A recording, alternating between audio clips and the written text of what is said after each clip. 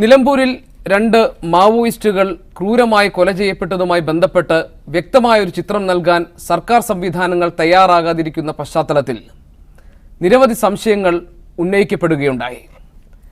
CPM ഭരണത്തിലിരിക്കുമ്പോൾ നടന്ന ഈ Maoist വേട്ട ഒരു തരത്തിലും ന്യായീകരിക്കാനാകില്ല എന്ന് ശക്തമായ നിലപാടെടുത്തുകൊണ്ടാണ് ഘടകകക്ഷിയായ CPI രംഗത്തെത്തിയിരിക്കുന്നത്. എന്താണ് ഈ വിഷയത്തിൽ സർക്കാരിന് മറച്ചുവെക്കാനുള്ളത്? എന്തൊക്കെ കാര്യങ്ങളാണ് ഇനി പുറത്തു വരാനുള്ളത്? ഇന്ന് വ്യൂ പോയിന്റിൽ എൻ്റെ അതിഥിയായി എത്തിയിരിക്കുന്നത് മുൻ നക്സലൈറ്റ് നേതാവും തൊഴിലാളി സംഘടനാ പ്രവർത്തകനും മനുഷ്യാവകാശ പ്രവർത്തകനുമായ ഐനൂർ വാസു എന്ന ഗ്രോ വാസുവാണ്. വാസുവേട്ടാ, സ്വാഗതം ഈ അഭിമുഖ സംഭാഷണത്തിലേക്ക്. കേരളത്തിൻ്റെ ചരിത്രത്തിൽ ആദ്യമായാണ് മാവോവാദി സംഘത്തിലെ 2 അംഗങ്ങൾ ഏറ്റുമുട്ടലിൽ കൊല ചെയ്യപ്പെടുന്നത്. ഇത് മാൽക്കൻഗിരിയിലും ഭോപ്പാലിലും നടന്ന അതേ സംഭവങ്ങളുടെ തുടർച്ചയായി താങ്കൾ കാണുന്നുണ്ടോ? ഇത് ഒരു ഏറ്റുമുട്ടൽ കൊലപാതകമല്ല, ആസൂത്രിതമായി നടത്തിയ കൊലയാണ് എന്ന് താങ്കൾ വിചാരിക്കുന്നുണ്ടോ? ഉണ്ടെങ്കിൽ ഏറ്റുമുട്ടൽ കൊലപാതകമാണെന്നാണ് ഭരണകൂടം പറയുന്നത്, പോലീസ് പറയുന്നത്. യഥാർത്ഥത്തിൽ അതങ്ങനെയാണെന്ന് നമ്മൾ വെക്കുക എങ്കിൽ 2-3 ചോദ്യങ്ങളാണ്. ഒന്ന്, ഈ കാര്യത്തിൽ ഒരു ഏറ്റുമുട്ടൽ കൊലപാതകം ആണെങ്കിൽ ഈ പോലീസും ഭരണകൂടവും പറയുന്ന ഒരു കാര്യമുണ്ട്. അതായത് ഇവരെടുത്ത് ആധുനിക ആയുധങ്ങളുണ്ട്, ആധുനിക ഉപകരണങ്ങളുണ്ട്, ആധുനിക ഇലക്ട്രിക്കൽ ഉപകരണങ്ങളുണ്ട്. അങ്ങനെ അതൊക്കെ വെച്ചുകൊണ്ടിരിക്കുന്ന അവർ ആ ടീമായിട്ട് ഇവർ ഏറ്റുമുട്ടുന്നു. ഏറെക്കുറെ 10-ലധികം പേരുള്ള ഒരു ടീമായിട്ട് ഇവർ ഏറ്റുമുട്ടുന്നു. പക്ഷേ നമ്മുടെ ഏറ്റുമുട്ടിയിരിക്കുന്ന പോലീസിന് തണ്ടർ ബോൾട്ടാണെന്ന് പറഞ്ഞ് ഒരു മുടിനാരഴക്ക് ഒരു കുഴപ്പം പറ്റിയില്ല. അപ്പം കുഴപ്പം പറ്റിയെന്ന് അവർ പറയുന്നില്ലല്ലോ. അവർ ഈ ഇന്നലെ വരെയുള്ള പത്രപ്രസ്താവനയിലോ മറ്റു കാര്യങ്ങളിലോ ഞാൻ എവിടെയും കണ്ടിട്ടില്ല അങ്ങനെയൊന്നും അവർ പറഞ്ഞത്. അപ്പം ഇനിയിപ്പം മറ്റൊരു കാര്യം പറയാം. ഈ കാര്യത്തിനെ സംബന്ധിച്ച് കാര്യങ്ങൾ അങ്ങനെ തന്നെയാണെന്ന് വെക്കുക. ഏറ്റുമുട്ടൽ നടന്നെന്ന് പറഞ്ഞാൽ വേറെയും സംഭവങ്ങളുണ്ട്, ഇവർക്കും ഉണ്ടില്ല എന്ന് വെക്കുക. അത് വൃക്ഷത്തിന് കൊള്ളാം, വൃക്ഷത്തിൻ്റെ ശിഖരങ്ങൾക്ക് കൊള്ളാം, ഇലകൾക്ക് കൊള്ളാം. ഇതൊക്കെ അങ്ങനെ കൊണ്ടാൽ അവരുടെ ബുള്ളറ്റും ഇവരുടെ ബുള്ളറ്റും ഒന്നാവില്ല.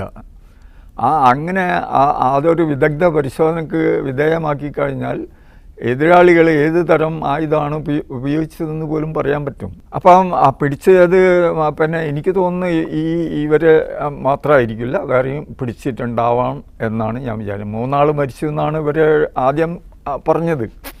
അപ്പം അങ്ങനെയാണെന്ന് വെച്ചാൽ അവരൊക്കെ മാസത്തിൽ ഇവരുടെ കസ്റ്റഡിയിലുണ്ട്. ഒന്നുകിൽ അവർ വേറെ സ്ഥലത്ത് ഏറ്റുമുട്ടലുണ്ടാക്കി, ഇതിപ്പം തന്നെ പറയുന്ന കേട്ടല്ലോ, അതായത് അവരിതിന് പ്രതികാരം ചെയ്യാൻ ഉദ്ദേശിക്കുന്നു എന്നൊക്കെ പറഞ്ഞുകൊണ്ടുള്ള റിപ്പോർട്ടുകളുണ്ട്. ആ റിപ്പോർട്ടുകളെ സംബന്ധിച്ചൊക്കെ ഞാൻ പിന്നീട് പറഞ്ഞുതരാം. ഇപ്പം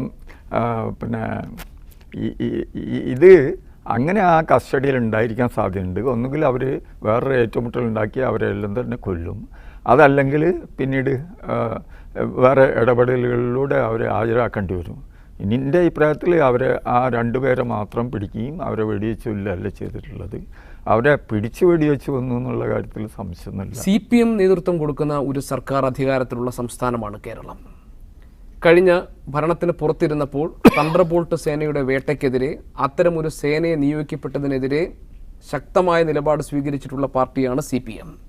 ദേശീയ തലത്തിൽ തന്നെ തീവ്രവാദി, നക്സലേറ്റുകൾ, ഭീകരവാദികൾ എന്ന മേൽവിലാസമുണ്ടാക്കി വേർതിരിച്ച് ഇവരെ കൊലയ്ക്ക് കൊടുക്കുന്ന സംവിധാനത്തിനെതിരെ പ്രത്യയശാസ്ത്ര നിലപാടെടുത്തിട്ടുള്ള പാർട്ടിയാണ് CPM. ആ CPM ഭരിക്കുമ്പോഴാണ് ഇതുപോലുള്ള സംഭവങ്ങൾ ഉണ്ടാകുന്നത്. പക്ഷേ സർക്കാർ ഒന്നും വിശദീകരിച്ചില്ലെങ്കിലും CPM സംസ്ഥാന സെക്രട്ടറി കോടിയേരി ബാലകൃഷ്ണൻ പറഞ്ഞത് ഇതൊരു ഏറ്റുമുട്ടൽ കൊലപാതകമല്ല എന്ന് പറയാവുന്ന കാര്യങ്ങളില്ല.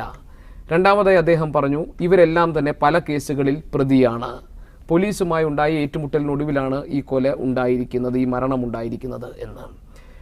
CPM സംസ്ഥാന സെക്രട്ടറി പറഞ്ഞ ഈ വിശദീകരണത്തെ എങ്ങനെയാണ് താങ്കൾ കാണുന്നത്?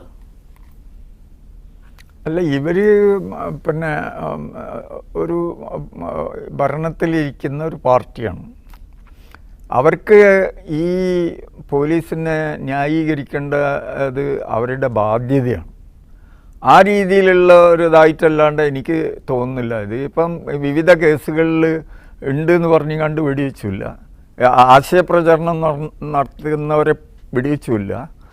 ആശയപ്രചരണം നടത്തുന്നതെന്നാണ് നമ്മൾ ഇവരെ സംബന്ധിച്ചിട്ട് ഇതുവരെ കേട്ടത്. ഒരു ആക്രമണം ചെയ്തതായിട്ട് നമ്മൾ കേട്ടിട്ടില്ല. അവർ വീടുകളിൽ പോകുന്നു, ആദിവാസികളെ കാണുന്നു, അവരോട് സംസാരിക്കുന്നു, അവരുടെ ഈ ദുർഗതിക്ക് പരിഹാരം അവരുടെ ആശയങ്ങളാണെന്ന് പറയുന്നു, ഉപ്പ് വാങ്ങുന്നു, മുളക് വാങ്ങുന്നു, അങ്ങനെ ഒക്കെയാണ് നമ്മൾ ഇതുവരെ കേട്ടത്. അവരിതുവരെ ഏതെങ്കിലും രീതിയിലുള്ള ഒരു ആക്രമണവും കേരളത്തിൽ ചെയ്തതായിട്ട് പറയുന്നില്ല. അപ്പം പ്രശ്നം എന്തിനു വേണ്ടിയിട്ടാണ് ഇവർ വെടിവെച്ചത് എന്തിനാണ്? അങ്ങനെ വെടിവെച്ചും കൊണ്ടാണോ നേരിടേണ്ടത്? തെലുഗു വിപ്ലവ കവിയും ചിന്തകനുമായ വരവര റാവു ഈ അവസാന സമയങ്ങളിൽ അദ്ദേഹം കഴിഞ്ഞ 2 ദിവസങ്ങൾക്ക് മുൻപ് നൽകിയിട്ടുള്ള ഒരു അഭിമുഖത്തിൽ പറയുന്നത്, കേരളത്തിൽ ഇപ്പോഴുണ്ടായിട്ടുള്ള ഈ സംഭവങ്ങളുടെ പശ്ചാത്തലത്തിൽ CPM എപ്പോഴൊക്കെ അധികാരത്തിലുണ്ടായിട്ടുണ്ടോ അപ്പോഴെല്ലാം സാമ്രാജ്യത്വ വിധേയരാവുകയും എപ്പോൾ അധികാരത്തിൽ പുറത്തു നിൽക്കുന്നോ അപ്പോൾ സാമ്രാജ്യത്വ വിരുദ്ധരുമായി പെരുമാറുന്നു എന്നാണ്. അത് ശരിയാണെന്ന് ഈ സന്ദർഭത്തിൽ താങ്കൾ പറയുമോ? ഇത് ഇവരുടെ വാക്കും പ്രവൃത്തിയും തമ്മിൽ ഒന്നിച്ചു പോകുന്നതല്ല.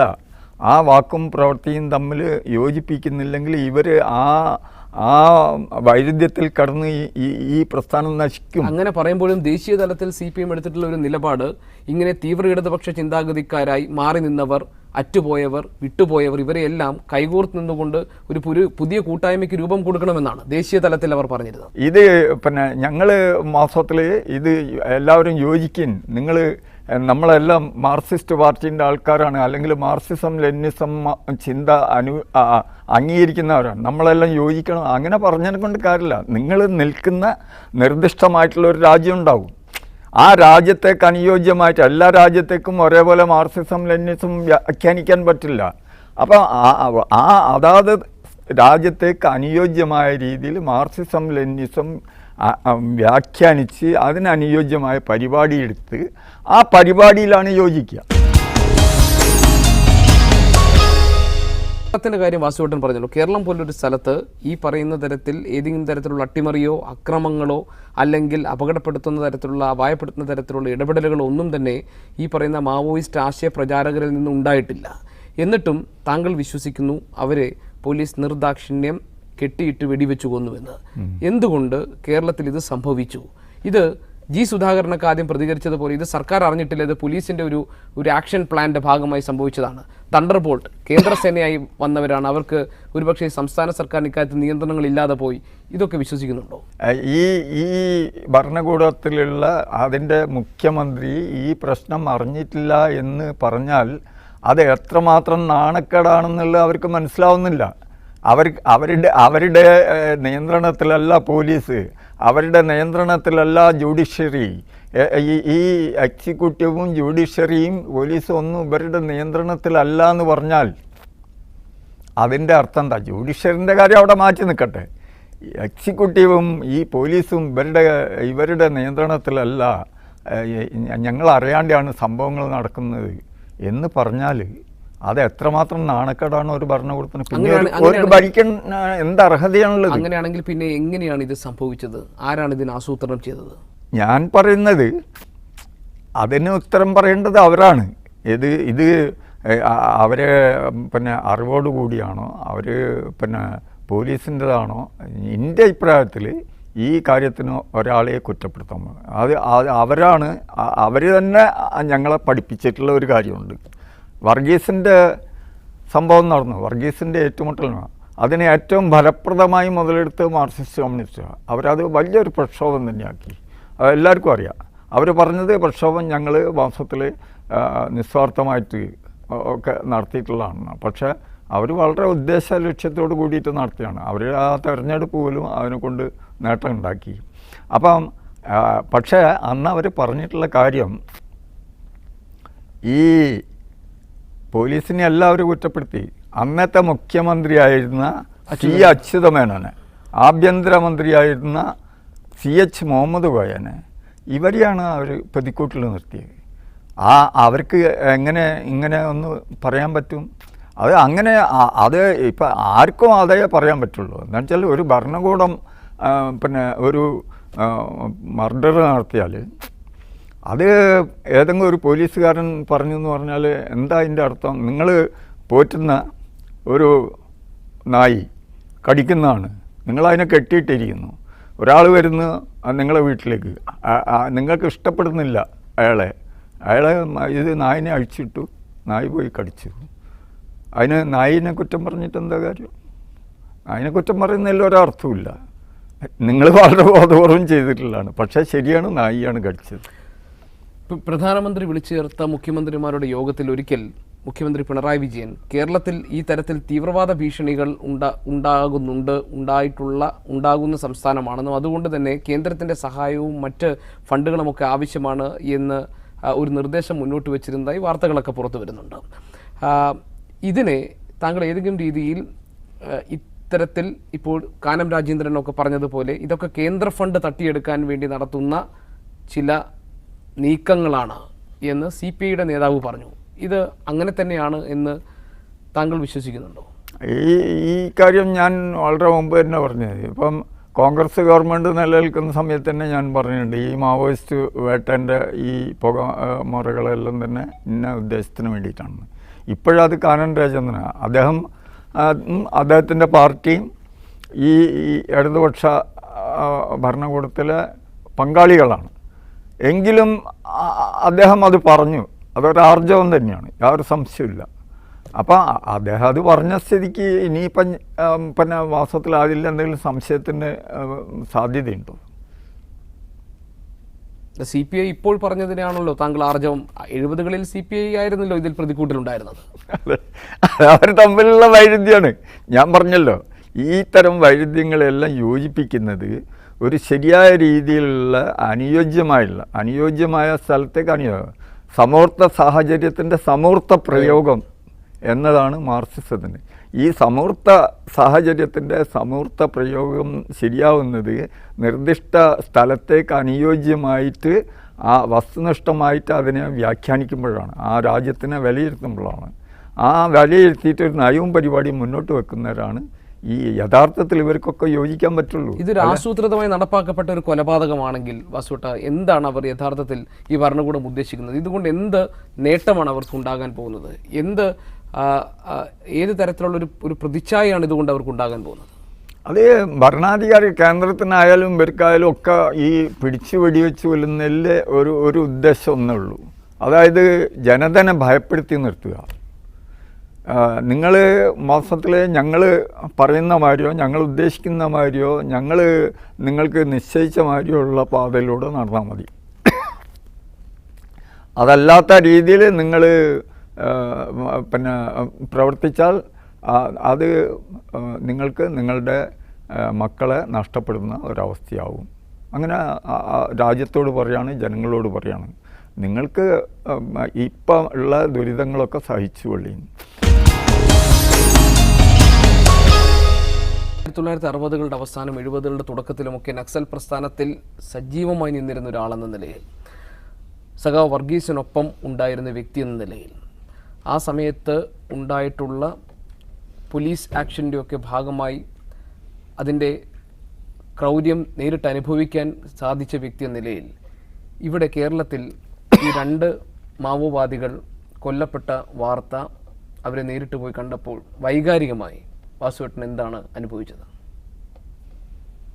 വൈകാരികമായി മാസത്തിൽ വർഗീസ് മരിച്ചപ്പോഴുണ്ടായിരുന്ന അതേ മാനസികാവസ്ഥ തന്നെയാണ് എനിക്കുണ്ടായത്. വർഗീസ് മരിച്ചെന്ന് ഞാൻ ഒരു 4 ദിവസം കഴിഞ്ഞ് എന്നെ പിടികൂടിയപ്പം ചെർക്കര എസ്റ്റേറ്റിലെ തൊഴിലാളികളാണ് എന്നോട് പറഞ്ഞു. കുറച്ച് നിമിഷം എനിക്ക് അവരോടൊന്നും സംസാരിക്കാൻ തന്നെ പറ്റിയില്ല. ഇതേ അനുഭവം തന്നെയാണ് ആ ബോഡി കണ്ടപ്പോഴും എനിക്കുണ്ടായത്. അന്ന് എനിക്ക് ഉറങ്ങാൻ പറ്റിയില്ല. 3:30 മണിക്ക് ഞാൻ ഞെട്ടിയതിന് ശേഷം പിന്നീട് എനിക്ക് ഉറക്കമൊന്നുമില്ല. അപ്പം അത് പറയാനില്ല. ഇവിടെ ഇപ്പോൾ ഈ വന്നിരിക്കുന്നത് വാസുവേട്ട, അതായത് മാവോവാദികൾ ഒന്നാകെ തന്നെ ഈ വ്യവസ്ഥിതിയെയും അതിൻ്റെ ഭാഗമായി നിൽക്കുന്ന നിയമ സംവിധാനങ്ങളിലുമൊക്കെ അതിൽ അവിശ്വാസമുള്ളവരാണ്, അല്ലെങ്കിൽ അതിനെ അംഗീകരിക്കാത്തവരാണ്. അവർ ഒരു ഭാഗത്ത് ഈ നിയമവ്യവസ്ഥയുടെ ഭാഗമായി തന്നെ ഇക്കാര്യങ്ങളൊക്കെ നടപ്പാകാതെ പോയതിനെ വിമർശിക്കുകയും മറുഭാഗത്ത് ഈ വ്യവസ്ഥിതിയെ ഒന്നാകെ തള്ളിക്കളയുകയും ചെയ്യുന്നു.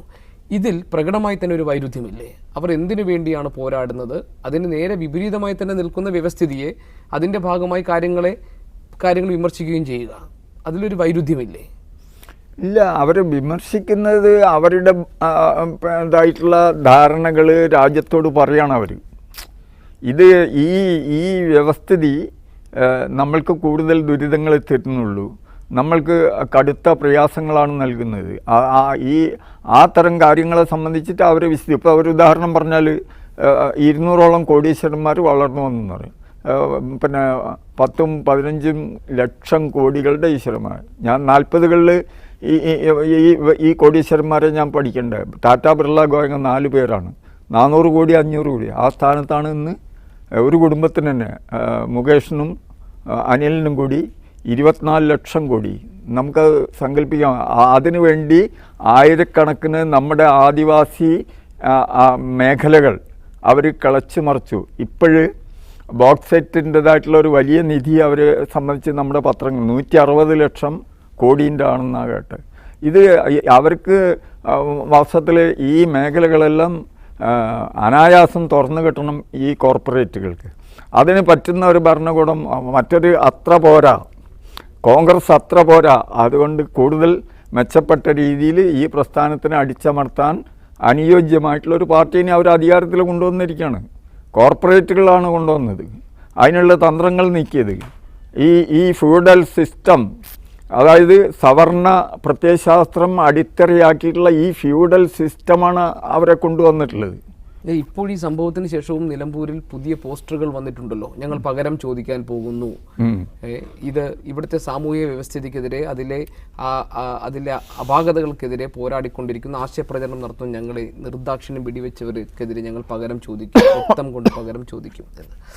കേരളത്തിൽ ഈ മാവോയിസ്റ്റ് വിഷയം കുറേ കൂടി സജീവമായി ചർച്ച ചെയ്യപ്പെടുകയും കേരളീയ സമൂഹത്തിൽ കുറേ കൂടി അപകടകരമായ ഒരു സാന്നിധ്യമായി അവർ മാറാൻ പോവുകയും ചെയ്യുന്നു എന്ന് നമ്മൾ ഇതിൽ നിന്ന് വായിച്ചെടുക്കണോ, ഈ മുന്നറിയിപ്പിൽ നിന്ന്? ഈ രീതിയിൽ ചിന്തിക്കുന്നവരാണ് മാവോയിസ്റ്റുകളെന്ന് എനിക്ക് തോന്നുന്നില്ല. എന്തുകൊണ്ടെന്ന് വെച്ചാൽ മാവോയിസം, മാർക്സിസം ലെനിനിസം മാവോയിസം ഞാനും കുറച്ച് മനസ്സിലാക്കിയിട്ടാണ് ജീവിതം തന്നെ നഷ്ടപ്പെട്ടേക്കാൻ സാധ്യതയുണ്ട് എന്നുള്ള നിലയ്ക്ക് ഞാൻ ആ പ്രസ്ഥാനത്തിൽ ചേർന്നത്. അപ്പോൾ അങ്ങനെ ഒരു പ്രതികാരപരമായിട്ടല്ല അത് ചിന്തിക്കുന്നത്. അത് ചിന്തിക്കുന്നത് ഒരു ഏറ്റുമുട്ടലിൻ്റെ മുന്നേ അത് ചിന്തിക്കുന്നത്, ആ പ്രസ്ഥാനം ചിന്തിക്കുന്നത്, ആ പ്രസ്ഥാനത്തിന് വേണ്ടി മഹത്തായ നിർദ്ദേശങ്ങൾ നൽകിയിട്ടുള്ള മാവോ ചിന്തിച്ചിരിക്കുന്നത് വിജയിക്കുന്നോ ഇല്ല എന്നുള്ളത്. വിജയിക്കുന്ന രംഗത്ത് പോരാടാനാണ്.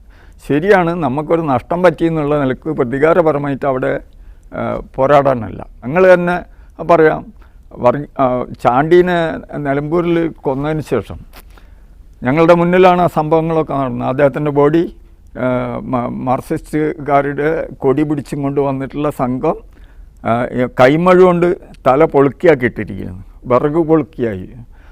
അതൊക്കെ കണ്ടിട്ട് ഞങ്ങൾ അവിടെ പ്രതികാരപരമായിട്ട് മാർക്സിസ്റ്റുകാരൻ്റെ ബ്രാഞ്ച് സെക്രട്ടറിനെ തിരഞ്ഞെടുക്കുകയല്ല ചെയ്ത്. ഞങ്ങൾ നേരെ തിരുനെല്ലി, തൃശ്ശിലേരി മേഖലകളിലേക്ക് പോയി അവിടെ ഒരു ആക്ഷൻ നടത്തുകയും ചെയ്തു. അതിന് വലിയ ഫലങ്ങളുണ്ടായി. അവിടെ ആ ആക്ഷൻ ഞങ്ങൾ ഉദ്ദേശിച്ച രീതിയിൽ തന്നെ നടന്നു. ഞങ്ങളൊക്കെ അറസ്റ്റ് ചെയ്യപ്പെട്ടു, വർഗീസ് വെടിവെക്കപ്പെട്ടു. ഞങ്ങൾക്ക് അതിലൊരു പരാതിയില്ല. ഞങ്ങൾ ആ പ്രവൃത്തി ഫലപ്രദമായിട്ട് ചെയ്തു, അതിന് ബലമുണ്ടായി. 2 മാസം കഴിഞ്ഞിട്ടാണ് വള്ളിയൂർക്കാവ് ഉത്സവം. ആ ഉത്സവം എന്തിനു വേണ്ടിയിട്ടാണെന്ന് വെച്ചാൽ അടിമകളെ തമ്പുരാക്കന്മാർക്ക് വിളിച്ചെടുത്തുകൊണ്ട് ആയിരക്കണക്കിന് അടിമകളെ വിളിച്ചെടുക്കുന്ന ഉത്സവമാണത്. അതാണ് ആ ഉത്സവം. പക്ഷേ ഒരൊറ്റയാൾ അന്ന് ആ ഒരു ജമ്മിയും അടിമകളെ വിളിച്ചെടുക്കാനുണ്ടായില്ല. അവരെ കൃഷിക്ക് വേണ്ടി വിളിച്ച എല്ലാ ജന്മിമാർക്കും മറ്റുള്ളവർക്ക് കൂലി കൊടുക്കുന്ന മാതിരി കൂലി കൊടുത്തു. രാവിലെ പണിക്ക് കയറി വൈകുന്നേരം പണി നിർത്തുമ്പോൾ അവർക്ക് കൂലി. ആദ്യമായിട്ട് അവർ നാണയം വാങ്ങി, അല്ലെങ്കിൽ കുറച്ച് നെല്ലേ കൊടുക്കുള്ളൂ. നാണയം കൊടുത്തിരിക്കുകയാണെന്ന് വെച്ചാൽ അവരുടെ ബോധം വർദ്ധിക്കും എന്നുള്ള നിലക്ക് നാണയം കൊടുക്കാറില്ല. ഈ ധീരനായിട്ടുള്ള വർഗീസിൻ്റെ രക്തസാക്ഷിത്വം കൊണ്ടാണ് അത് സാധ്യമായത്. ഞങ്ങളുടെ പോരാട്ടം കൊണ്ടാണ് അത് സാധ്യത. അതുവരെ ഈ കാർഷിക ബന്ധ ബില്ല് 58 നടപ്പിലാക്കാൻ വേണ്ടി അസംബ്ലിയിൽ കൊണ്ടുവന്നേ ഉള്ളൂ. അത് കൊണ്ടുവന്നു എന്നുള്ളതിൻ്റെ പേരിൽ ആ ഭരണത്തിനെ മറിച്ചിട്ടു. ആ കൂട്ടർ 70കളിൽ 68, 69, 70 കാലത്ത് അത് നടപ്പിലാക്കാൻ പരിശ്രമിച്ചപ്പം ഒരൊറ്റ ജമ്മി അതിനെ മറിച്ചിടുന്നതിനെ സംബന്ധിച്ച് ചിന്തിച്ചില്ല. കേരളത്തിലെ നക്സൽ പ്രസ്ഥാനത്തിന് അന്നുണ്ടായ തീക്ഷ്ണമായ തുടർച്ച പിന്നെ ഉണ്ടായില്ലല്ലോ. അതിന് പലതരം കാരണങ്ങളുണ്ടായിരുന്നു. സാമൂഹികമായ കാരണങ്ങളുണ്ടായിരുന്നു. ആ പ്രസ്ഥാനത്തിൻ്റെ നേതൃത്വം കാൽപ്പനികരായ ഒരു കൂട്ടം യുവാക്കളുടെ കൈകളിൽ എത്തിപ്പെട്ട് അത് അസാധുവാക്കപ്പെട്ട ഒരു സാഹചര്യമുണ്ടായിരുന്നു. സമൂർത്തമായ സാഹചര്യത്തിൽ സമൂർത്തമായ പ്രയോഗം. ഇപ്പോൾ ഒരു സമൂർത്ത പ്രയോഗത്തിനുള്ള സമൂർത്ത സാഹചര്യമാണോ കേരളത്തിലുള്ളത്? പ്രധാനമായിട്ടുള്ള കാര്യം, ഇത്തരമൊരു പ്രസ്ഥാനത്തിന് ആയുധം തോക്കുപയോഗിക്കാനുള്ള കഴിവ് ഒരു പ്രശ്നം തന്നെ. അതൊക്കെ ഉണ്ടാക്കാൻ പറ്റും. പക്ഷെ ദീർഘദൃഷ്ടി അത്ര പെട്ടെന്ന് ഉണ്ടാവുന്നതല്ല. ഒരു ദീർഘദൃഷ്ടി ഒരു കമ്മ്യൂണിസ്റ്റുകാരന് അത്യാവശ്യമായിട്ടുള്ള കാര്യമാണ്. ആ ദീർഘദൃഷ്ടി ഇല്ലാത്ത ചെറുപ്പക്കാർ വാസ്തവത്തിൽ ഇതിൽ കടന്നു കയറുക മാത്രമല്ല, അവർ പ്ലാൻ ഇട്ടിട്ട് ഇതിൻ്റെ നേതൃത്വം പിടിച്ചടക്കുകയും ചെയ്തു. അതിൽ പോലീസ് ഏജൻറ്റുമാരും കുടുങ്ങി. ഇവിടെയാണെന്ന് വെച്ചാൽ നമ്മുടെ യുവാക്കളാണ്, അതിലേക്ക് വന്നിട്ടുള്ള യുവാക്കളെ സംബന്ധിച്ചിടത്തോളം അവർക്ക് പിന്നെ ഒരു ഗ്ലാമറുള്ള ബിരുദധാരികളെ ആവശ്യമായിരുന്നു. ആ രീതി മാത്രം പോരാ, സവർണ ബുദ്ധിജീവികളെ തന്നെ ആയാൽ കൂടുതൽ നന്നായി എന്നുള്ള ധാരണകൾ. ഇതൊക്കെ കേരളത്തിൻ്റെ മൊത്തം ധാരണകളെ സംബന്ധിച്ചല്ല, ഇന്ത്യയുടെ മൊത്തം. എന്നുവെച്ചാൽ സവർണ പ്രത്യയശാസ്ത്രത്തിന് അത്രമാത്രം വിധേയത്വമുള്ള ഒരു രാജ്യമാണ് നമ്മളത്. അതുകൊണ്ടാണ് മുസ്ലിം വിരോധം ഇത്ര പെട്ടെന്ന് ഊതി കത്തിക്കാൻ പറ്റുന്നത്. അതെല്ലാം സഹിക്കാൻ പറ്റാണ്ട് ഈ നമ്മൾ പറയുന്നതെല്ലാം തന്നെ എന്തോ ഈ കരിയിലമാതിരി മാറിയപ്പോൾ രക്ഷയില്ലാണ്ടാണ് ഞാൻ അതിൽ നിന്ന് അവർ തേജോവധം ചെയ്ത് ആണ് എന്നെ പുറത്തെടുത്തിട്ട്. വാസുവേട്ട, ഈ 70കളുടെ ചുവപ്പൻ ബൈബിൾ, ഈ പുസ്തകം ഓർമ്മയുണ്ടോ? അത് ഇത് ഞങ്ങൾ വർഗീസ് സ്മാരക ബുക്ക് സ്റ്റാൾ പ്രസിദ്ധീകരിച്ചാണ്. ഈ ആശയങ്ങളോട് ഇപ്പോഴും താങ്കൾ ഉറച്ചു നിൽക്കുന്നുണ്ടോ? ഇതിനെ പിൻപറ്റുന്നുണ്ടോ? അതെ, ഇത് തന്നെയാണ് പ്രശ്നം. ഈ ഇത്തരം മാവോൻ്റെ ഇതായിട്ടുള്ള നിർദ്ദേശങ്ങൾ മഹത്താണെന്നും ഈ രാജ്യത്തിന് അത് അനുയോജ്യമാണെന്നും അതോട് ചേർന്നിട്ട് ഈ രാജ്യത്തിൻ്റെ മഹാനായ പുത്രൻ അംബേദ്കറുടേതും കൂടി ആഡ് ചെയ്യേണ്ടതുണ്ടെന്നും എല്ലാ രാജ്യത്തേക്കും ഒരേപോലെ മാർക്സിസം, ലെനിനിസം, മാവോ ചിന്ത ബാധകമാക്കാൻ കഴിയില്ലെന്നും വിശ്വസിക്കുന്ന ഒരാളാണ്. അത് ജീവിതത്തിൻ്റെ അനുഭവത്തിൻ്റെ മുകളിൽ നിന്നും പഠനത്തിൻ്റെ മുകളിൽ നിന്നുള്ള ഞാനെത്തിയ നിഗമനമാണ്. ഇത് കുറച്ച് 10-40 വർഷം മുമ്പ് തന്നെ ഞാൻ പറയാൻ തുടങ്ങി. അതിൻ്റെ അനന്തരഫലം നക്സലൈറ്റുകൾ ഇന്നെ ആത്മഹത്യൻ്റെ വക്കിന് എത്തിച്ചു എന്നുള്ളതാണ്. ബസോട്ടെ, ഈ നിരോധിക്കപ്പെട്ട ഈ സംഘടനയുടെ ആശയവാഹകർക്ക്, ആശയപ്രചാരകർക്ക് ഈ മണ്ണിൽ ഇനി തളർത്ത് വളർന്ന് പുഷ്പിക്കാനുള്ള സാഹചര്യമുണ്ടോ? എങ്ങനെയാണ് ഇത്? എന്തായിരിക്കും ഇതിൻ്റെ ഭാവി? അതിന് സായുധ പോരാട്ടമാണോ വാസുവേട്ട മാർഗം? അതിന് ജനാധിപത്യ രീതികൾ അവലംബിച്ചുകൂടെ? അതെ, ആ മാർഗമാണല്ലോ 70 കൊല്ലക്കാലം നമ്മൾ പരീക്ഷിച്ചത്. ഈ പിന്നെ അതിൻ്റെ ബലം ആണല്ലോ ഉള്ളവൻ കൂടുതൽ ഉള്ളവനും. പണ്ഡിറ്റ് നെഹ്റു ആണ് അത് പറഞ്ഞത്.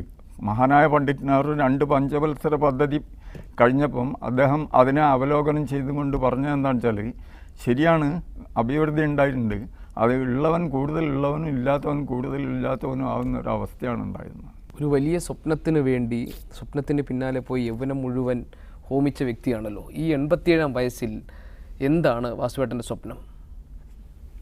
അല്ല, നമ്മളുടെ ഈ പോരാട്ടം മുന്നോട്ട് കൊണ്ടുപോവുകയും ഈ രാജ്യത്തെ കൊടിയ ദുരിതങ്ങൾ, പ്രത്യേകിച്ചിട്ടും കുഞ്ഞുങ്ങളെ പട്ടിണി എന്ന് പറയുന്നത് എനിക്ക് ഭയങ്കര ബുദ്ധിമുട്ടുള്ള കാര്യമാണ്. അത് കേൾക്കുന്നതും ഇഷ്ടമല്ല. എന്നുവെച്ചാൽ ഞാൻ കുട്ടിയാകുന്ന സമയത്ത് ഞങ്ങളുടെ അച്ഛന് പണിയില്ലാത്ത കാലത്ത് ധാരാളം പട്ടിണി കിടന്നിട്ടുണ്ട്. അതിൻ്റെ ദുരന്തം എന്താണെന്നറിയാം. ഇന്ന് രാത്രി ഭക്ഷണം കഴിക്കാണ്ട് കഴിക്കും, നാളെ ഒന്നും കിട്ടാൻ സാധ്യതയില്ല എന്നുള്ള ഒരവസ്ഥ ഉണ്ടാവുകയും ചെയ്യുന്ന സമയത്ത് കുഞ്ഞുങ്ങൾക്കുണ്ടാകുന്ന പ്രയാസം എന്താണെന്ന് എനിക്കറിയാം. അതുകൊണ്ട് അത്തരം ആയിരക്കണക്കിന് കുഞ്ഞുങ്ങൾ ഇപ്പോഴും ഉണ്ടെന്നും കോടിക്കണക്കിന് കുഞ്ഞുങ്ങളുണ്ടെന്നുള്ള എൻ്റെ ബോധ്യം അവസാനിക്കുന്ന ഒരു അവസ്ഥയില്ല എന്നുള്ള ഒരു എൻ്റെ മരണം വരെ അത് കാണാൻ കഴിയില്ല എന്നുള്ളൊരു ദുഃഖമാണ് എനിക്ക്. വളരെ നന്ദി വാസുവേട്ട ഈ സംഭാഷണത്തിന്.